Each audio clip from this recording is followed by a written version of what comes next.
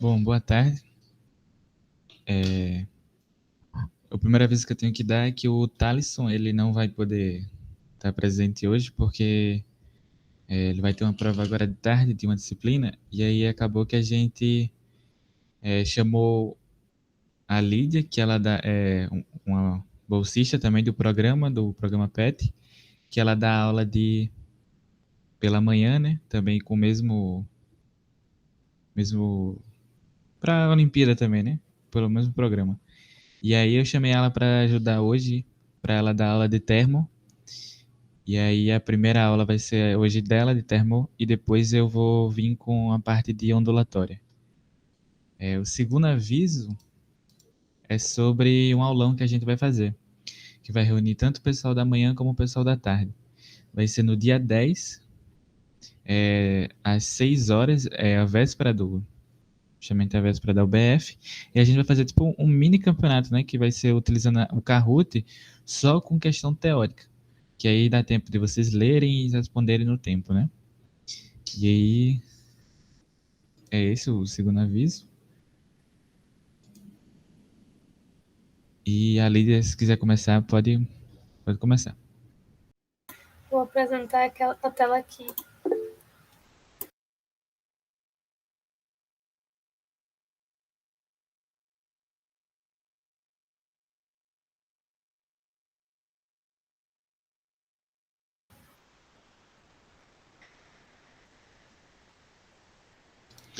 A UBF mudou de data. Sobre essa pergunta, eu olhei lá no calendário da UBF 2021 e tem falando que a prova da primeira fase ela acontece dia 11/9, não? Adiada As... pro dia 25, eu acho. Eu tinha visto que esse diretor da OBF tinha feito uma live com um cara no YouTube e ele falou que tinha sido adiada e tá lá no site da Olimpíada. Nossa, Não sabia dessa. nem Vocês eu estão me sabia ouvindo? dessa. Estamos sim, Lídia. Tá carregando aqui a apresentação. Boa tarde, né? Já foi apresentado, mas meu nome é Lídia. Geralmente estou na turma da manhã. E eu vou falar um pouco sobre termometria, dilatação. E a parte de calorimetria, eu acredito que não vai dar tempo de falar hoje, mas ao final da aula eu aviso, porque essa aula a gente deu na manhã, então eu aviso quais os minutos que vocês podem ver, que está disponível já no YouTube, para olhar essa parte final do conteúdo, dos principais pontos da termodinâmica. Esse slide é do meu colega Miska, que é por dupla, né? Então, ele é minha dupla da manhã. Então, vamos lá. Termodinâmica, enfim, essa parte assim que fala de temperatura, calor e tal, é um dos ramos da física em que tipo a gente vê teoricamente como calor, temperatura, tá quente, tá frio, o ar tá entrando, o frio tá saindo, a gente vê a diferença entre a realidade assim do que a gente fala e o que teoricamente acontece. Então, o que é a temperatura? A temperatura, eu vou fazer uma leve revisão antes de mostrar as questões. A temperatura é a forma de se medir o grau de agitação das moléculas. Isso a gente aprende lá desde quando a gente vê os pontos de fusão e ebulição da água, que os professores desenham lá as moléculas juntas e separadas, enfim. Quando a água está sólida, quando está líquida, está gasoso, enfim. E o que é calor? Só um minuto aqui que... Pronto. O que é calor? É energia transmitida espontaneamente entre os corpos que se encontram em diferentes temperaturas, sendo que espontaneamente o calor vai de maior temperatura para o corpo de menor temperatura. E de forma não espontânea isso pode acontecer, sendo que, né, não é usual, não é assim, você encontra na natureza sem ser uma situação forçada, digamos assim.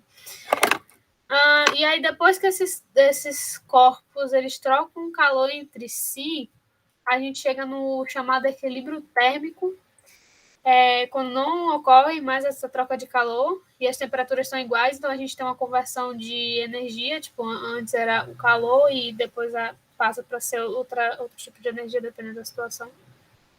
E, basicamente, vamos analisando essa imagem aqui, o café ele vai estar mais quente, os copos, eu acho que isso deve ser gelo, água, enfim, vai estar mais gelado. E aí a temperatura ambiente vai estar lá, né, com sua temperatura que não é tão quente nem tão fria quanto os que estão nos recipientes, os líquidos. Mas em um certo ponto eles vão parar e vão ter a mesma temperatura. Então, tipo, eles vão estar em equilíbrio. Então, o ambiente e os recipientes com seus líquidos, quando atingem o equilíbrio térmico, eles ficam na mesma temperatura. Essa temperatura vai variar, né? Cada um tem seu contexto. Então, é isso que está escrito aí. Se o corpo A está em equilíbrio térmico com o corpo B e o corpo B está em equilíbrio térmico com o corpo C, eles estão em equilíbrio térmico entre si. Muito de boas essa parte. Daí, para estudar, né? A gente sempre tem os nossos parâmetros que a gente usa e os parâmetros que a gente fala sobre temperatura tem, né, as nossas escalas, que tem em graus Celsius, em Fahrenheit e Kelvin.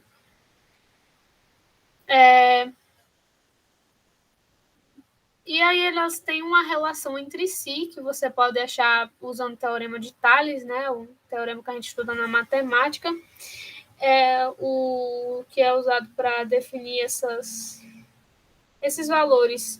É justamente o ponto de fusão e ebulição da água. E a partir disso a gente encontra, né, temperaturas aleatórias. Depende da questão, depende do que você quer.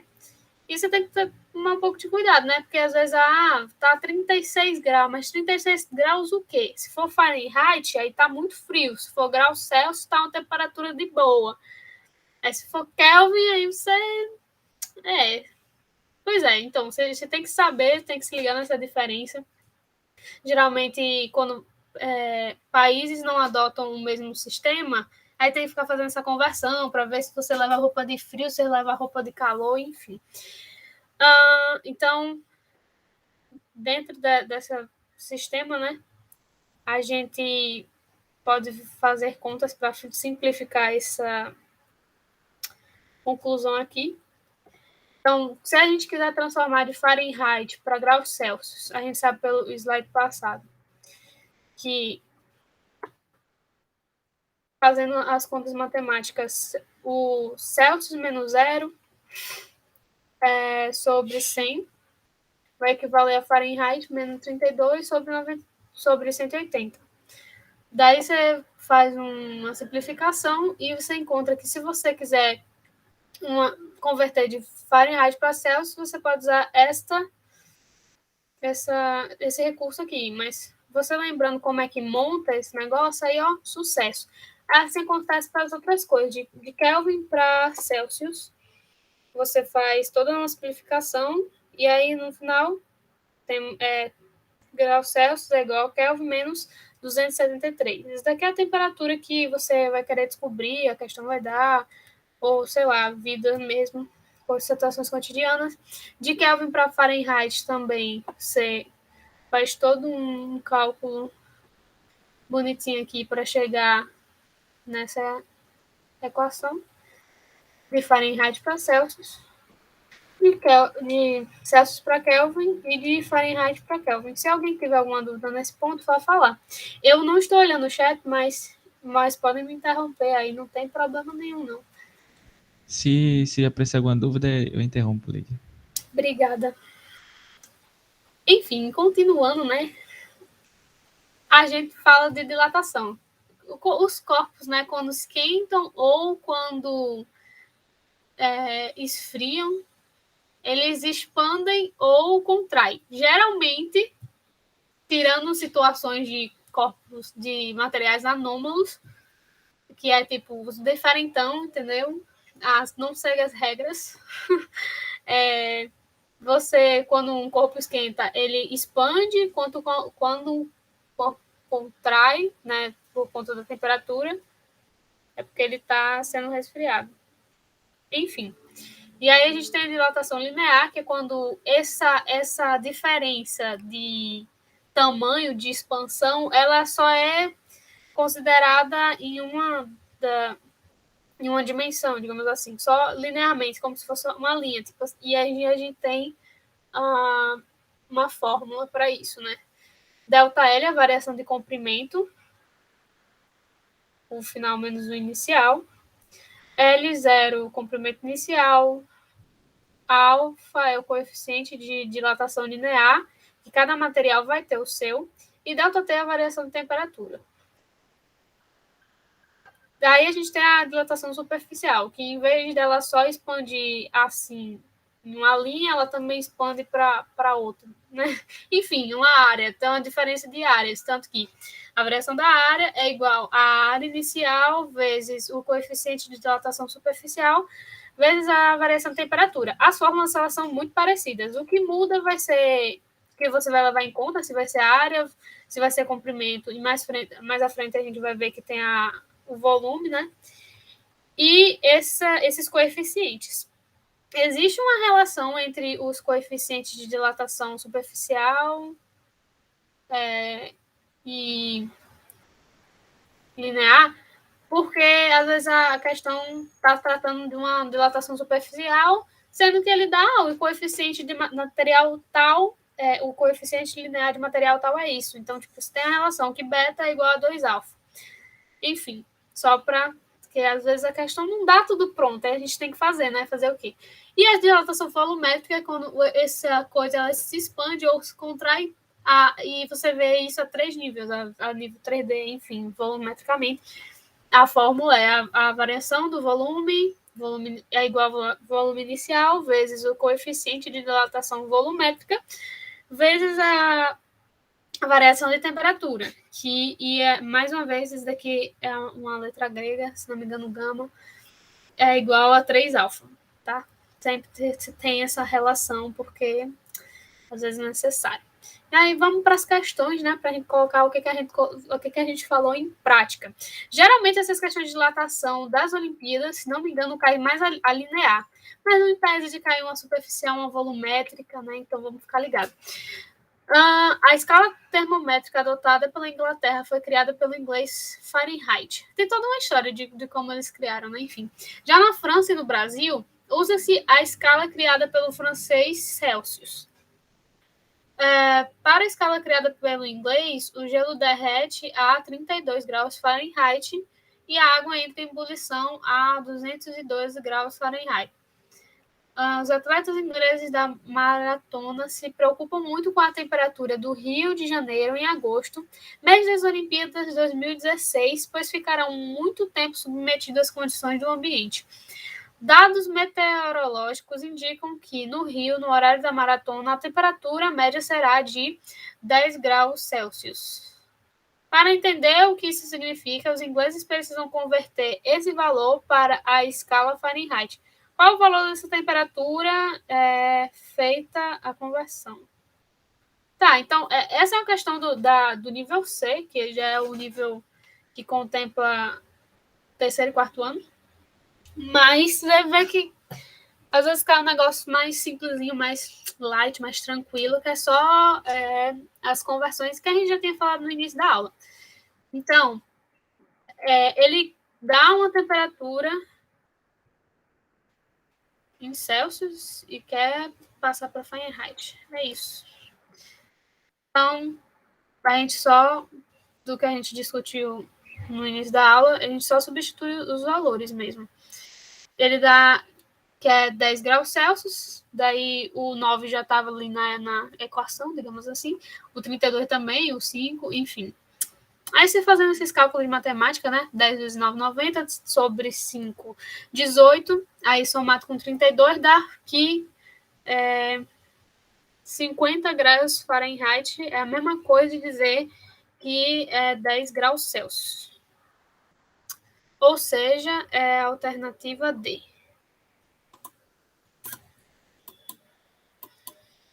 Pronto. Linda questão. Essa questão, assim, é da que você poupa tempo de prova. Inclusive, você tem que planejar bem o seu tempo de prova e as questões que você tem mais afinidade para fazer primeiro. Enfim, estratégias. A próxima questão. O coeficiente de dilatação térmico do titânio é de 0,90 vezes 10 a menos 5 Kelvin. Qual é aproximadamente a variação de comprimento de 1 metro de titânio quando a temperatura variar de menos 140 graus Celsius a 120 graus Celsius? Então, vamos lá. Os dados que a questão dá. Primeiro, a gente está vendo que se trata de variação de comprimento, ou seja, a gente está falando de dilatação linear. Então, o que a gente vê aqui que a questão dá de informação? É bom vocês, quando estiverem fazendo a prova, dar uma arriscada, né? Dar uma sublinhada nas informações importantes e montar os dados. Em alguns casos, montar figuras, desenhos meio... Ai, não desenho bem, eu também não, então tá tudo bem. Enfim. Essas são as informações que a questão dá. E a gente vai fazer uma conversão, porque ele dá a temperatura em graus Celsius, mas a gente vai converter para Kelvin, que é uma conversão muito simples, é só você jogar nessa fórmula, digamos assim. Eu vou chamar de fórmula, mas é uma fórmula, não deixa de ser. E a gente tem que... O ΔT vai ser 140 Kelvin. Enfim. E aí, substituindo na fórmula, a gente tem que a variação de comprimento vai ser 1 vezes 0,9 vezes 10 a quinta, que esse é o coeficiente de dilatação linear, vezes 160, que é a variação de temperatura. Então, você faz todos uns cálculos matemáticos e você encontra que o ΔL é igual a 1,44 vezes 10 a menos 3 metros. Que no sistema internacional, a gente usa isso em metros. Se a gente tivesse usado Celsius, a gente teria errado? Não. Enfim. Mas mesmo assim, né? A gente faz uma conversão por precaução. 1,44. Pronto. E aqui está em milímetros. Daí você faz a conversão bonitinha. E a gente tem a alternativa B. Nossa, ficou feio. Enfim. Alguma dúvida até aí? Tá de boa? Não tá? Acho que tá de boa, né? Não ouvi nenhum barulhinho do chat. Enfim. Próxima questão. O marceneiro foi solicitado que fizesse uma roda de madeira com 100 centímetros de diâmetro para que fosse adaptada a um anel de ferro de 5 milímetros menor que o diâmetro da roda. Para essa adaptação, foi-se necessário aquecer um forno do anel de ferro, cujo coeficiente de dilatação linear vale 12 vezes 10 a menos 6 graus Celsius. Assim, considerando que a temperatura do ambiente da marcenaria fosse de 30 graus Celsius, de quanto deveria ser aproximadamente a temperatura final do anel para que essa adaptação fosse bem sucedida? Então, a primeira coisa que a gente tem que se ligar é, tipo, tá falando de que tipo de dilatação? Porque já falou que vai aquecer e tal, dilatação linear, ele já deu aqui, ele dá algumas temperaturas, os diâmetros, mas, fazendo o desenho, o que vai acontecer? Ele tem um anel e esse anel vai esquentar, então, tipo, ele vai expandir, né? Vai vir para cá. Aqui é a nossa fórmula de quando a gente está falando de dilatações lineares, tudo certo. O ΔL é 5 vezes 10 a menos 3 metros. Lid, por que você colocou vezes 10 a menos 3? porque a questão dá em milímetros, mas aí a gente tem que transformar para metros. Aí, o L0 é 100 vezes 10 a menos 2 metros, menos 5 vezes 10 a menos 3 metros. Ai, por que isso acontece? Então, vamos voltar ali na questão para entender. Cadê a parte? Pronto. Fizesse uma roda de madeira com 100 centímetros de diâmetro e fosse adaptada para um de 5 milímetros menor do que o diâmetro da roda. Enfim. Então, a gente tem esse L0, o alfa ele já dá, e o delta T, a temperatura final que a gente não sabe, menos a temperatura inicial, que é a temperatura ambiente do lugar, que ele dá que é 30 graus Celsius. Substituindo tudo isso, né, as informações dos dados da questão, na fórmula, a gente tem que 0,005 é igual a 0,995 vezes 12 vezes 10 a menos 6 vezes T menos 30. Enfim.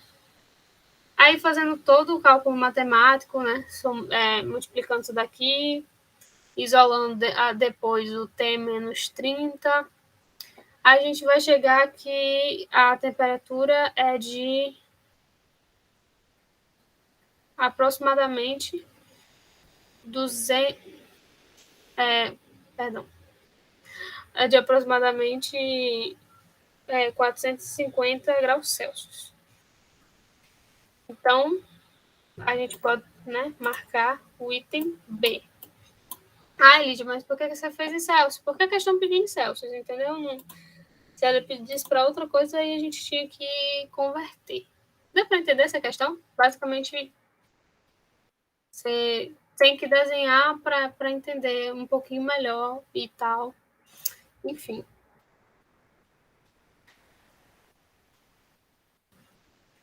Passando agora para falar de outra questão. Essa não caiu na UBF, mas nem na UBFEP, porém, a gente percebe pelo desenrolar das provas que ela é tipo alguns vestibulares e Enem, que você pega e você sabe, você tem um contexto para ter a questão.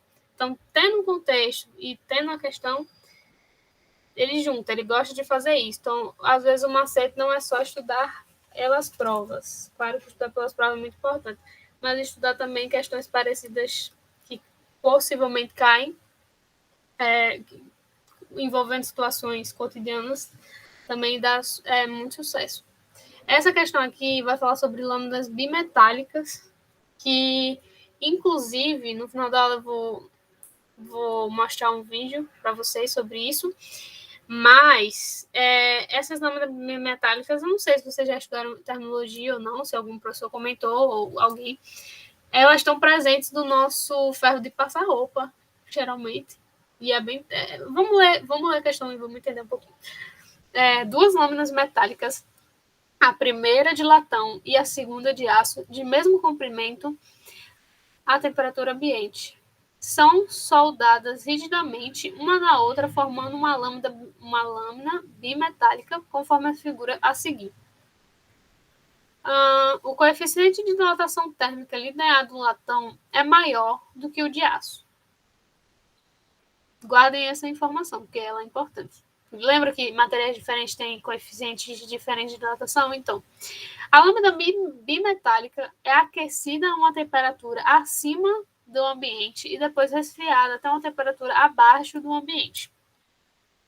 A figura que melhor representa as formas assumidas pela lâmina bimetálica quando aquecida, forma da esquerda, e quando resfriada, forma da direita, então, aqui é a situação quando está aquecida e aqui é a situação quando está resfriada. Essas lâminas aqui, elas estão grudadas, entendeu? Elas não vão se desgrudar fácil assim, não. Tipo, se você esquentou uma, necessariamente está esquentando a outra. que ele fala? Que o coeficiente de dilatação térmica linear do latão é maior do que a do aço. O que significa dizer isso? Significa dizer que quando o latão esquenta, ele vai expandir mais do que em comparação com a expansão do aço. Os dois vão expandir quando estão esquentando.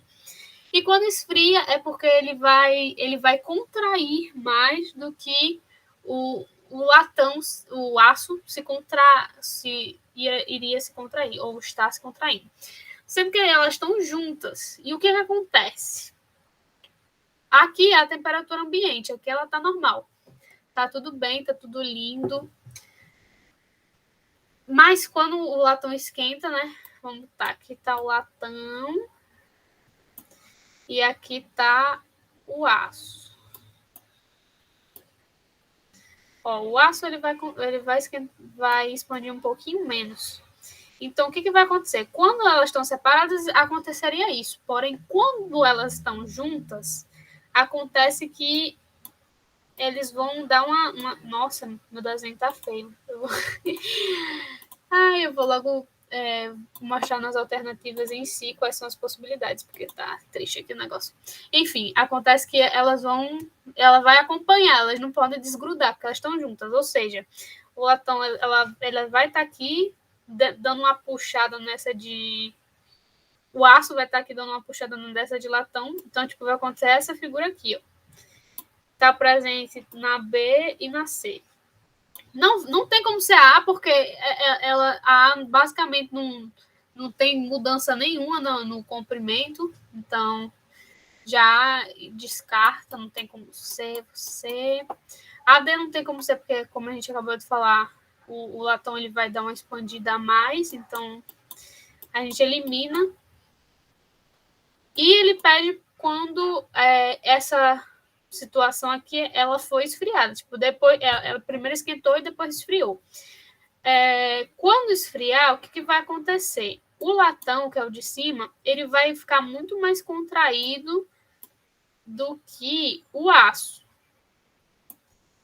Então, o que acontece? Vai ficar igual quando está quente ou quando está frio, quando está esfriado, quando está esquentando? Não. Então,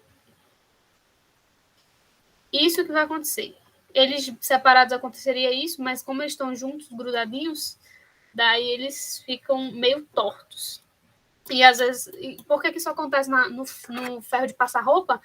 Porque quando você vê... Sabe quando você vai passando roupa e do nada dá um estalo assim, tipo, pá, pronto? É quando acontece essa dilatação. Aí eles soltam lá uma mensagem. Enfim, um mecanismo para o sistema parar de esquentar tanto, porque senão vai queimar sua roupa. É isso que acontece. Então, vai que cai uma questão parecida. Se cair, lembrem dessa questão linda, maravilhosa, de lâminas pimentais. Pronto. A próxima questão, deixa eu voltar aqui para o apontador. Ué, cadê? Pronto. Considerando que um anel de cobre de 25 graus Celsius, cujo coeficiente de dilatação térmica linear é constante e igual a 1,6 vezes 10 a menos 5, é que aqui na hora de fazer o Ctrl+V, o menos 5 veio aqui para baixo, mas enfim, graus Celsius possui um diâmetro interno igual a 10 centímetros e externo igual a 12 centímetros. Determine a variação entre esses diâmetros quando o anel atingir uma temperatura de 275 graus Celsius. Então, o que ele quer, né? Aí que tá as alternativas. Ele quer saber a variação entre esses diâmetros. Pronto. Então, esse diâmetro aqui, ele quer saber quanto esse diâmetro variou. Esse de dentro. E aí, a informação dá uma ruma de dados para a gente. E quais são esses dados? A gente está falando mais uma vez de como é? Dilatação linear. Esse L0. comprimento inicial é 12 menos 10, porque a gente está considerando só essa parte aqui de dentro. Então, tipo, 12 seria esse grandão e 10 seria esse pequenininho. Daí, fazendo na subtração, vai ficar 2 centímetros. O alfa é a questão da que é esse número aqui. E a diferença de temperatura é 275, que é a temperatura final, menos 25, que é a temperatura inicial, 250 graus Celsius. Ok. Então, a gente substitui os valores e a gente encontra, depois de fazer a matemática, né, de boa, tranquila, que vai, no final vai ser, ΔL vai ser de 0,008 centímetros. E é a alternativa, cadê? D. Alguma dúvida? Dessa parte de dilatação, de conversão, de termometria, é isso. Essa segunda parte do slide tem outras questões que falam sobre o calor excessivo e calor latente. Como eu falei no início, eu não vou passar hoje porque tempo, né, irmãos? Peraí, só um instante. Agora, só para dar uma finalizada, se você quiser assistir essa segunda parte da aula, tá carregando. Você vem, a gente postou Atleta de Física, aula 2, turma da manhã, termologia, no nosso canal. Pronto, você vem mais ou menos nesse instante aqui, 1 hora, 1 minuto, 50 segundos, por aí, você vai ver essa segunda parte. Lembrar que existe uma diferença entre calor sensível, calor latente e, enfim, estudar calorimetria. E, para finalizar, só para fechar com chave de ouro, eu vou mostrar na prática como funciona uma lâmina bimetálica, porque tem eu achei aqui, né, um exemplo prático no YouTube. Então, a gente tem uma lâmina composta com 2 materiais. Tá vendo que eles são grudados? Eles não estão separados, eles estão juntos. Aí, tá aí, né, expostos ao calor. E, basicamente, acontece isso. Aí, quando esfria, né, tipo, acontece o contrário. A curva, no caso.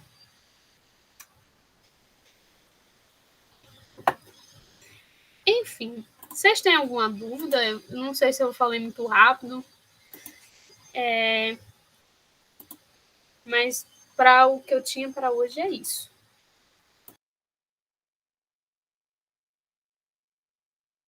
A Ana Letícia tinha feito uma pergunta sobre calcular contração. Se é as mesmas formas de dilatação. Eu creio que sim. Porque a contração e a dilatação, você está diminuindo. Você está expandindo e o outro você está contraindo, né, o objeto. Então você pode sim utilizar as mesmas formas de dilatação para a contração também. Sim, você pode. No máximo que, assim, pode acabar acontecendo é você encontrar um valor negativo, talvez, mas é tranquilo. Você pode usar para contração e para dilatação.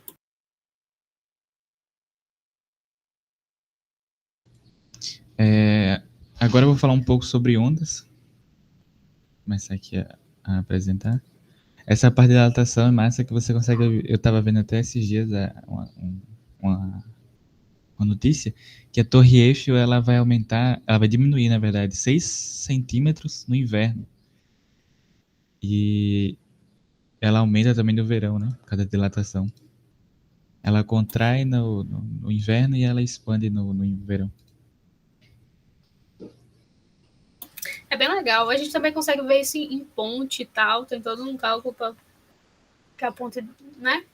Quando você sente uma lombadinha no meio da ponte, pronto, ali é um negócio assim de dilatação.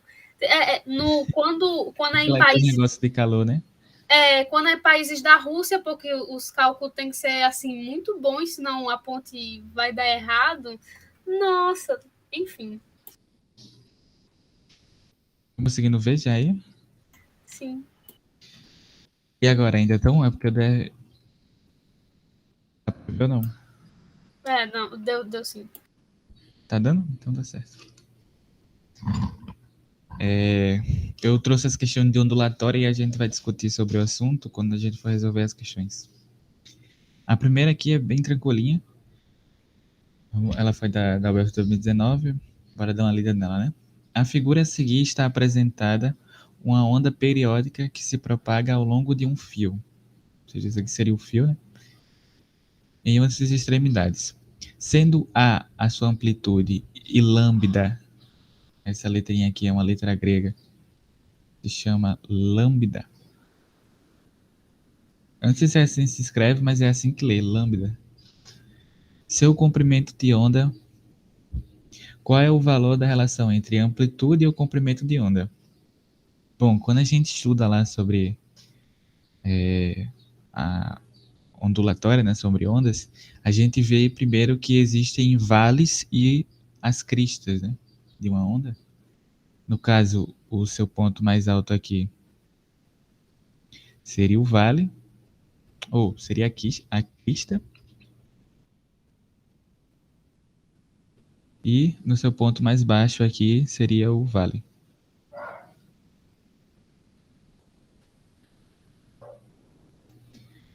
Pronto. Aí a gente consegue agora definir quem que é a amplitude dessa onda e quem que é o comprimento, né? Que é a lambda. Vamos primeiro definir o comprimento. O comprimento ele pode ser dado de uma crista até a outra crista. Essa distância aqui é chamada de comprimento de onda. Além de uma crista a outra, você também pode definir como comprimento de onda sendo de um vale até o outro. Isso aqui também é chamado de comprimento de onda. Pronto. A gente já viu o que é a definição de comprimento. Agora falta só ver a questão de amplitude. A amplitude é simplesmente, a gente vai traçar aqui a linha, né? Essa corda aqui, ela estava em repouso, né? E ela sofreu uma variação, né? Uma ondulação. E aqui a gente tem a linha, que seria a linha de repouso, né? Onde essa corda estava anteriormente. Pronto, traçada essa linha de repouso, agora a gente consegue definir a amplitude. A amplitude é simplesmente a partir dessa linha de repouso até a crista. A gente chama isso aqui de amplitude. Ela também pode ser dada do vale até a sua linha de repouso. Isso aqui também é amplitude. Pronto, agora ficou fácil. Ele quer saber simplesmente a relação da amplitude sobre o comprimento de onda, né? Eita, fiz um Y.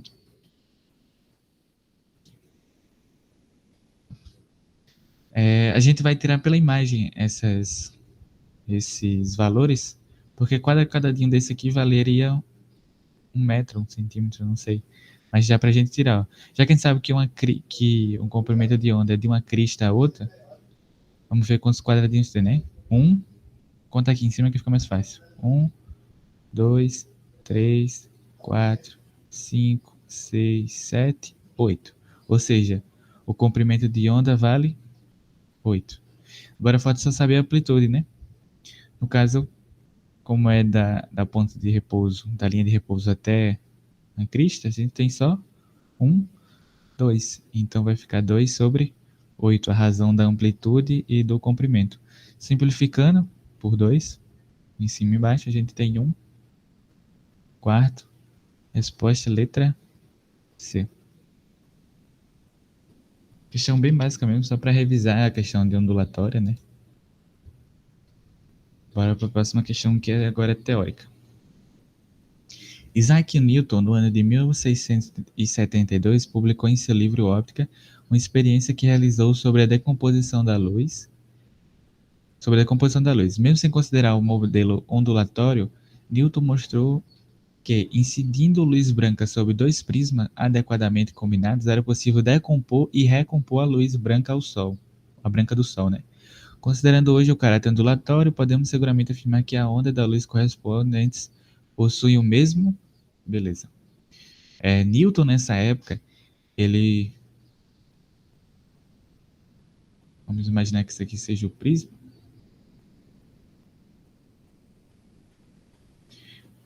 E aqui estava incidindo, né,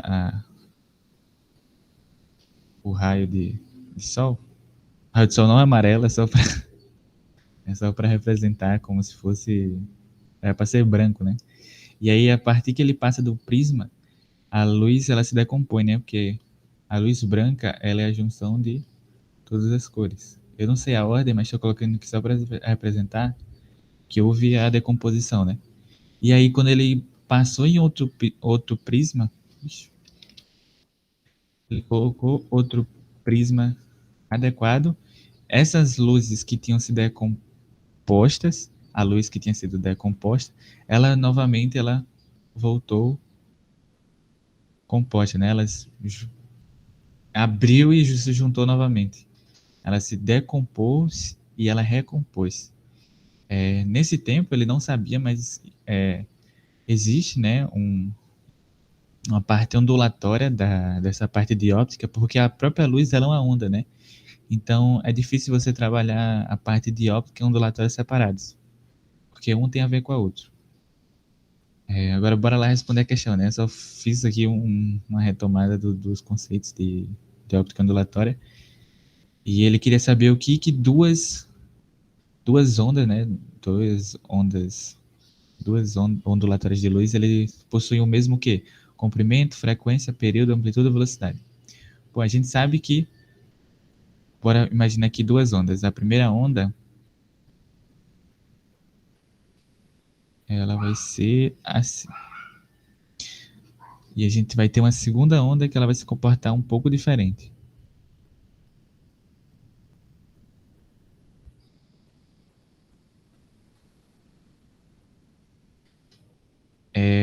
Para cada onda, a gente viu que ela possui um certo comprimento, certo? E aí a gente pensa agora na relação da velocidade, né? Na velocidade de uma onda. Se a gente relembrar qual que é a fórmula, né? A equação da velocidade de uma onda, a gente tem que é V igual a lambda vezes a frequência. Ou seja, a velocidade de uma onda ela está relacionada tanto com a frequência como o comprimento da onda, certo?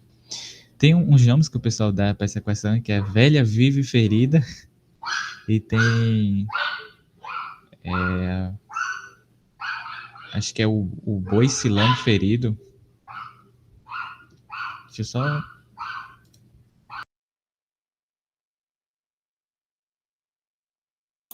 Eu conhecia como Vem Lamber Ferida. Como? Vem Lamber Ferida. A vaca lambe ferida também tinha. Enfim, você adota do jeito que sua mente aí achar melhor. E aí a gente tem, a partir dessa fórmula, a gente tem que ver sobre comprimento de onda é igual a frequência. Pronto. Ou seja, quanto maior for o comprimento de onda, menor será a frequência, certo? Então, bora lá analisar essas duas ondas, certo? Se eu tenho um comprimento de onda maior, então eu vou ter uma frequência menor. Então, o comprimento nem a frequência da onda, elas vão ser correspondentes, elas vão ser iguais. Porque já que cada onda vai possuir um comprimento diferente, então eles vão possuir frequências diferentes também, justamente por causa desse comprimento. Aí a gente tem período.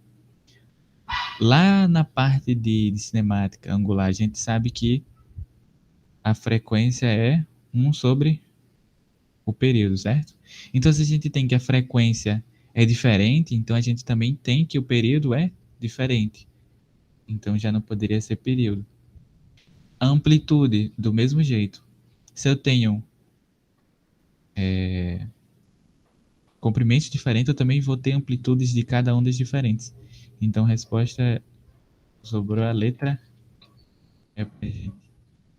No caso, seria a mesma velocidade. Porque quanto maior essa comprimento de onda, menor vai ser a frequência, justamente para que a velocidade ela se iguale à mesma velocidade da luz, né? As velocidades da luz sempre vão ser vão possuir frequências. Não, calma. Calma para não falar errado aqui. As ondas, elas vão possuir comprimentos diferentes, mas a sua frequência vai ser menor ou maior dependendo do seu comprimento, certo? Justamente para a velocidade se igualar. Não sei se vocês entenderam, pode perguntar, mas é justamente essa relação. Que quando eu tenho um comprimento maior, eu vou ter uma frequência menor. Justamente para ter essa relação da velocidade ser igual.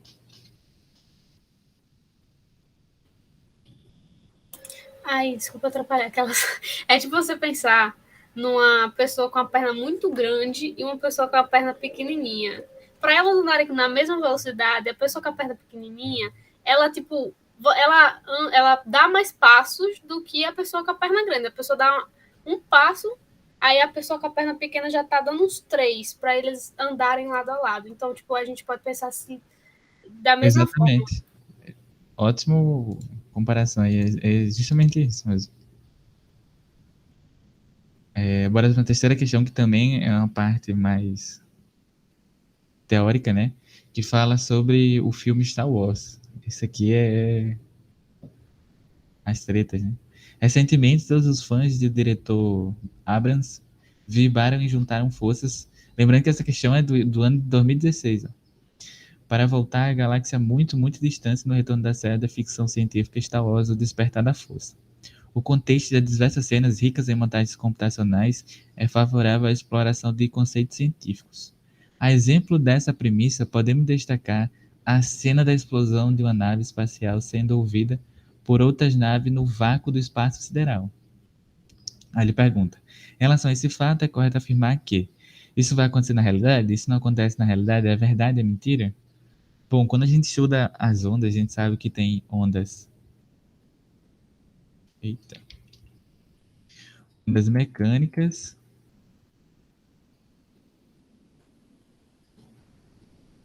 e ondas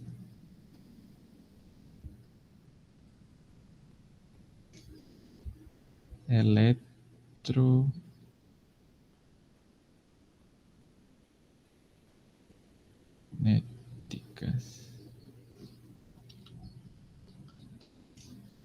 Existem ondas mecânicas e ondas eletromagnéticas. Aqui a cena para mostrar pra vocês o filme 2018. Deixar já preparado aqui. Pronto. O som, ele é uma onda mecânica. E para uma onda mecânica, ela só se propaga em um meio. Bota em vermelho. Ela só se propaga em um meio material. Ela não se propaga no vácuo, ou seja, então o som ele não vai se propagar no vácuo. Então, as outras naves estarem escutando essa explosão está completamente errado. Agora, as ondas eletromagnéticas, como a luz, ela se propaga tanto no vácuo como em um meio material. Então, é possível sim ver a luz no vácuo, mas não é possível você escutar nada no vácuo. Ou seja, a resposta aqui seria letra A. Isso não corresponde à realidade, pois não é possível a propagação do som no vácuo. Pronto, deixa eu mostrar uma cena para vocês agora. Isso em 2016, né? Teve essas cenas de explosões. E aí em 2018 eles fizeram uma nova cena no filme, onde eles meio que corrigiram essa parte. Uma guia Star Wars tá aqui. Essa aqui foi a cena onde todo mundo achou que o cinema tinha tido defeito no som, né? Porque houve uma explosão da nave sem som nenhum. E aí todo mundo começou a se questionar se foi algo proposital da série ou se o som do cinema tinha quebrado ou alguma coisa tinha acontecido.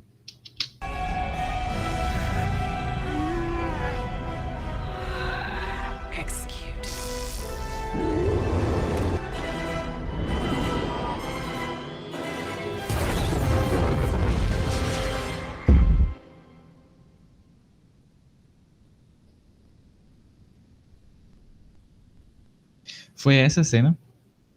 Ela foi bem curtinha, mas Vocês percebem que não tem som nenhum, então estaria correto agora, né? Já que o som ele não se propaga mais, ele não se propaga no vácuo. Deixa eu voltar agora aqui para as questões.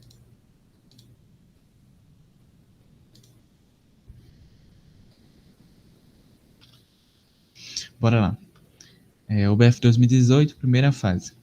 O quadrinho nos mostra um dos fenômenos ondulatórios que ocorrem na natureza. Vejamos quais são eles. Mônica, você é uma baixinha chata e labugenta. Aí o Eco, né? Responde o Cebolinha. Cebolinha, você é um baixinho chato e labugento. Droga, esse Eco deve ser amigo da Mônica. E aí tem o Eco, né? E a Mônica ali embaixo. Enfim, simbolizando que como se fosse o Eco que tinha voltado, né?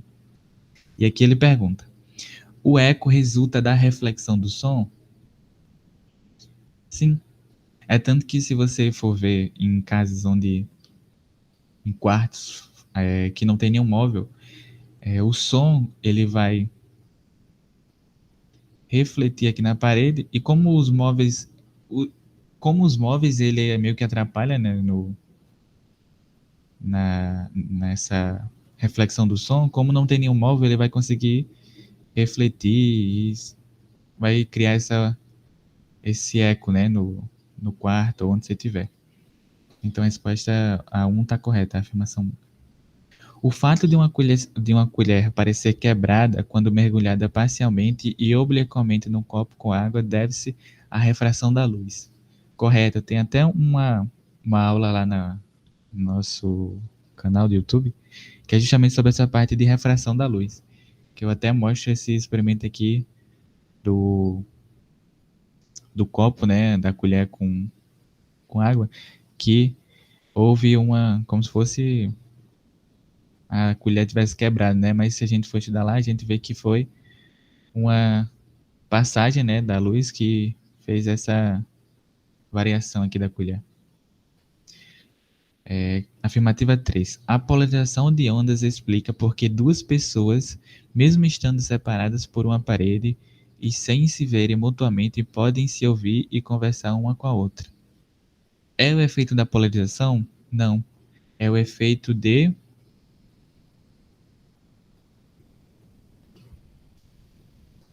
Ixi, é difração que fala?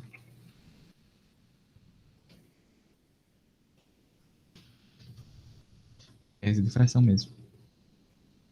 Defração, mas é difração. Difração da luz, que é quando você tem... Vou botar aqui como se fosse uma brecha.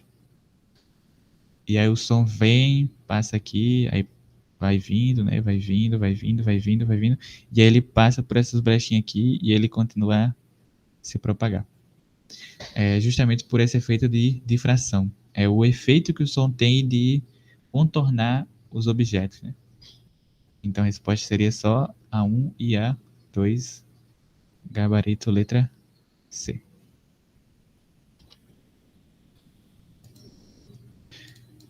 Vamos para a última questão, que é um pouco mais chatinha. Sobre a questão da fórmula, né, da equação da velocidade da onda, já matematicamente. Uma emissora radiofônica local opera em duas modalidades, sendo a de uma amplitude modulada, que é a AM, que vai entre 600 a 1500 kHz, e outra, a de frequência modulada, 88 a 100 MHz. Esse mega aqui, ele equivale a 10 a sexta. Então seria 10 a sexta Hz. E esse K aqui, ele equivale a 10 a terceira. É igual quando você vai fazer de gramas para quilogramas para gramas. Esse K aqui é só 10 a terceira. Então você pega 10 a terceira e multiplica pelo grama que você tem o valor em gramas, né? Então, assim tomando a velocidade com que as ondas eletromagnéticas se propaga no espaço, podemos afirmar que o menor e o maior comprimento dessas ondas captadas por um raidinho a pilha valem, ou seja, ele quer saber qual que é o maior e o menor comprimento. Dentre essas duas amplitudes aqui, a gente tira aqui a menor, claro que seria essa aqui, 600 kHz, e a maior seria justamente 600 MHz. Então, bora botar aqui. A frequência menor, é 600 kHz. E a frequência maior é 100 MHz. Beleza. Agora ele quer saber qual que é o maior e menor comprimento. Pela fórmula lá pela equação da velocidade de uma onda, a gente tem que a velocidade lambda vezes frequência. Se eu quero saber o comprimento, então eu vou isolar o comprimento aqui e vai me sobrar a velocidade sobre frequência. Então, se eu quero saber primeiro o menor comprimento, eu tenho que pegar o maior ou a menor frequência. Se eu quero um maior comprimento, eu tenho que pegar, então, a menor frequência. Então, bora fazer o cálculo aqui do maior comprimento.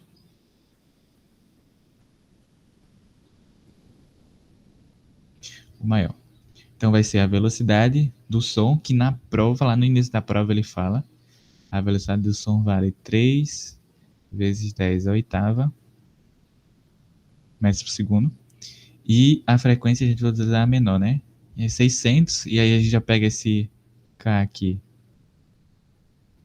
Bora transformar tudo em notação científica, né? Que fica mais fácil. Aqui no caso é 6 vezes 10 a segunda. Aí eu vou multiplicar por 10 a terceira, vai ficar 10 a quinta. Só somar. E dividindo, né? Você divide 3 sobre 6. E aí você subtrai o 8 e do 5 vai ficar 10 a terceira. Então a gente já achou o y maior, certo? Vai achar o menor. A lambda maior, né? O comprimento menor. Substituindo de novo a velocidade do som. 3 vezes 10 a oitava. E aí a gente vai substituir pela maior frequência, né? Que é 100 MHz. Esse mega, como a gente falou, é 10 a sexta. Transformando em notação científica, a gente fica com 1 vezes 10 a oitava, porque tá 100, né? Então vai somar esse 10 a segunda, mais esse 10 a sexta, dá 10 a oitava. E aí você faz aqui a divisão, 3 sobre 1 dá 3. E aí simplifica, ó. Dá para simplificar. Ou você subtrai os expoentes. 8 menos 8 dá 0, todo número elevado a 0 dá 1. Então a gente sobra só 3 metros. E aqui, transformando em metros, né, a gente chega em 500 metros. Então a resposta certa é letra D.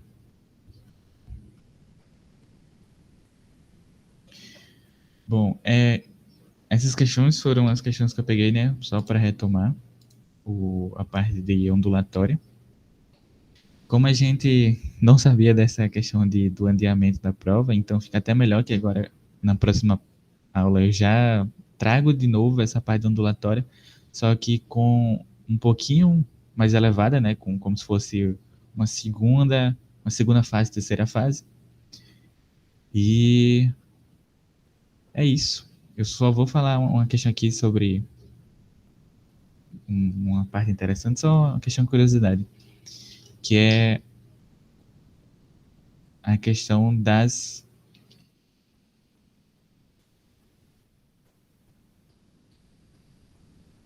luzes das estrelas.